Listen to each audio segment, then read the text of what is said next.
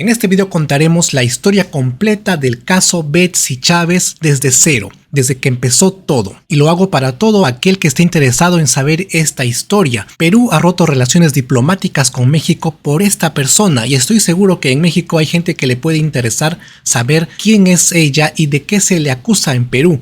Analizaremos por qué el gobierno de la presidenta Claudia Sheinbaum ha permitido que Betsy Chávez, una política investigada por varios presuntos delitos en Perú, pueda asilarse en la Embajada de México. ¿Por qué México intervendría de esta manera en un asunto exterior interceptando la continuidad de un proceso legal? La presidenta mexicana es desde ya criticada en su país por una aparente inacción ante la inseguridad de las mafias y los cárteles que imperan a sus anchas. Hace poco, durante un evento público del Día de Muertos, asesinaron a un alcalde, Carlos Manso, el cual le había declarado la guerra a los cárteles. Carlos Manso era el alcalde de una ciudad del estado de Michoacán y le había pedido al gobierno de Sheinbaum apoyo para enfrentar al crimen organizado. Pero el gobierno, ¿qué hace? No, voy a atender a Betsy Chávez.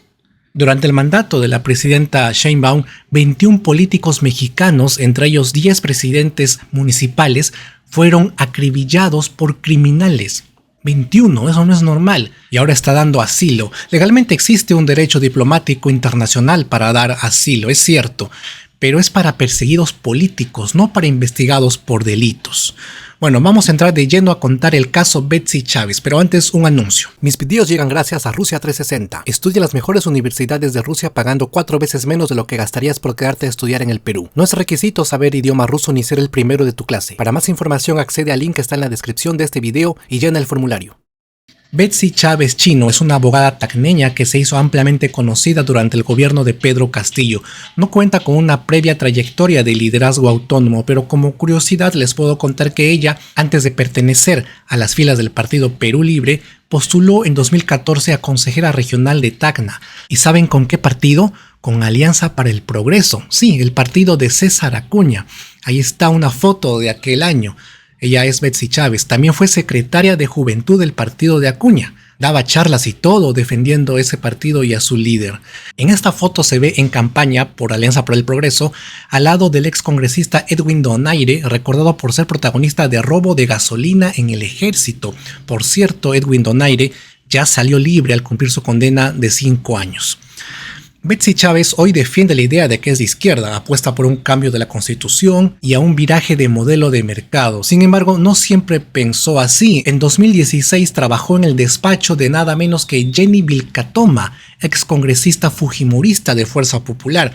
Esa señora es recordada por su vergonzoso exabrupto al mencionar a Condorito en el Congreso, ¿se acuerdan? Y Condorito, señores, es chileno. En 2019, Betsy Chávez migró a Perú Libre y en 2021 fue electa congresista de la República. Ahí comienza su trayectoria fuerte, asumiendo cargos relevantes. Llegó a desempeñarse como ministra de Trabajo, posteriormente como ministra de Cultura y finalmente como presidenta del Consejo de Ministros. O sea, fue premier o primera ministra durante los últimos meses del mandato de Pedro Castillo. A sus 33 años llegó a ese cargo. Fue la primera ministra más joven que tuvo el Perú en su historia.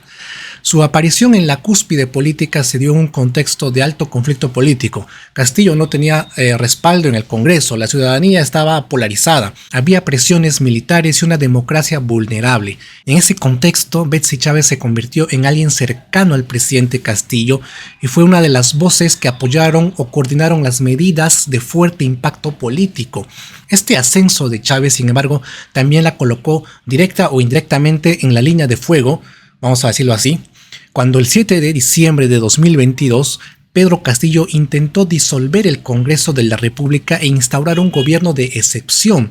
Esa decisión desencadenó la caída inmediata del gobierno porque no hubo respaldo ni de los militares, ni de la Policía Nacional, ni de ninguna institución pública. Nadie lo apoyó. Castillo se quedó solito y fue destituido por el Congreso a las pocas horas. Y además fue capturado cuando se disponía a ir a la Embajada de México a pedir asilo político. Andrés Manuel López Obrador ya había aceptado darle ese beneficio, pero Castillo no tuvo suerte y ahora pues está preso.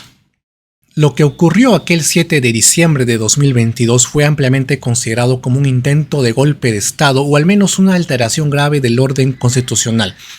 El hecho se convirtió en el eje de múltiples procesos penales para Betsy Chávez. Se le acusó de rebelión, conspiración. En ese marco, Chávez, por su rol como primera ministra en ese momento, fue señalada por la Fiscalía como coautora o colaboradora en el fallido plan. La Fiscalía le investiga por los delitos de rebelión y conspiración en agravio del Estado. Se dictó una prisión preventiva en su contra, en tanto que se lleva a cabo el juicio oral por esos delitos. En este punto, abro paréntesis para recordar que Betsy Chávez ha sido cuestionada por distintas controversias. Ella fue abogada de Rodolfo Orellana. Como ustedes recordarán, Orellana era el líder de una organización criminal que se dedicaba al lavado de activos, a la estafa y al tráfico de terrenos.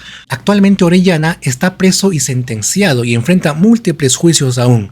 Si bien Betsy inicialmente negó haber sido su abogada, documentos y reportajes periodísticos confirmaron su vínculo legal con él en 2016.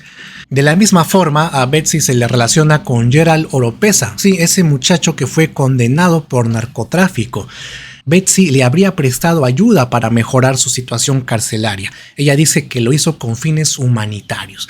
Bueno, en fin, cierro paréntesis. Durante el proceso en contra de Betsy Chávez por los delitos de rebelión y conspiración, se reportaron episodios personales relevantes. Por ejemplo, en abril de 2025, Chávez sufrió una descompensación al ser trasladada hacia la audiencia, lo que motivó atención médica en el penal. También la Fiscalía solicitó inhabilitación por 10 años para ejercer cargos públicos, ya que el Congreso aprobó un informe de inhabilitación por dicho periodo por su supuesta participación en el intento de autogolpe de Pedro Castillo. Y otro episodio es que Chávez solicitó apartar a los jueces que la procesaban. Eso se llama recusación. La recusación es un recurso legal que se utiliza para apartar a un juez cuando se duda de su imparcialidad. Si la recusación es aceptada, se aparta al juez y se reemplaza por otro. Pero a Betsy Chávez no le aceptaron la recusación. Betsy Chávez siempre ha sido defensora de los derechos de los reclusos. Ha estado en ONGs dedicadas a eso y su propia situación carcelaria no iba a ser la excepción. Ella denunció malos tratos dentro del penal anexo Mujeres de Chorrillos, pero una investigación interna del INPE concluyó que no había malos tratos. Pero es el INPE, ¿no? Podemos pensar que es juez y parte para decir eso.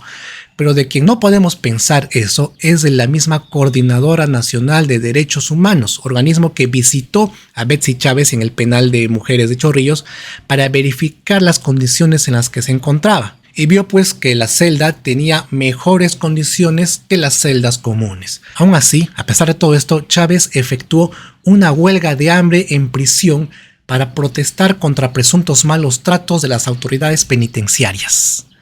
Esa fue la noticia más relevante que se tuvo de ella este año antes de pedir su asilo político.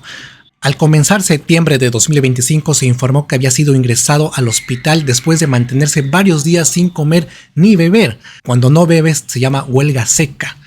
Abogados especializados han cuestionado que la ex primera ministra habría actuado de mala fe al evadir audiencias alegando condiciones de salud con el fin de dilatar el proceso.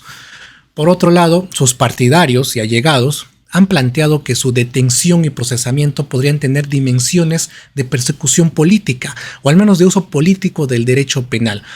Otros dicen que no, que lo que haya hecho Betsy exige una respuesta penal fuerte para preservar el orden democrático.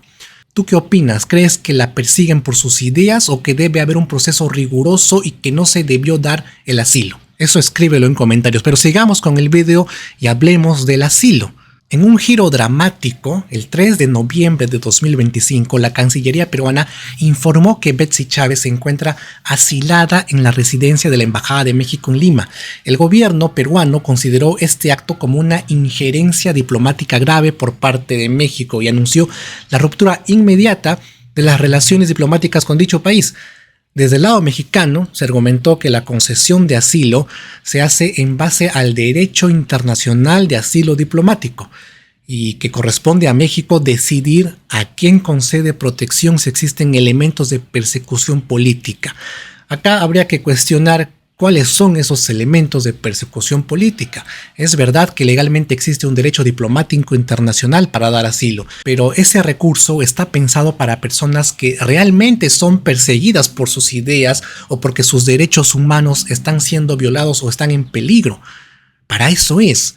no para procesados por delitos que figuran en el Código Penal.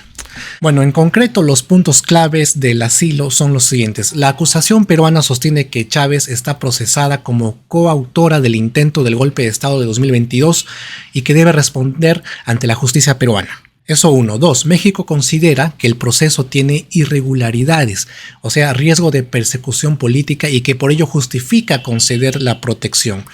Este episodio, más allá de la suerte de Chávez, ha tenido efectos geopolíticos. Estamos hablando de un país sudamericano que está rompiendo relaciones diplomáticas con otro por una persona que recibe asilo político, lo cual es poco común. Nunca se ha visto que un Estado haga eso, que rompa relaciones. En lo personal, si me preguntan, me parece exagerado que Perú rompa relaciones con México por esto. No hay necesidad. México es un socio estratégico en Hispanoamérica.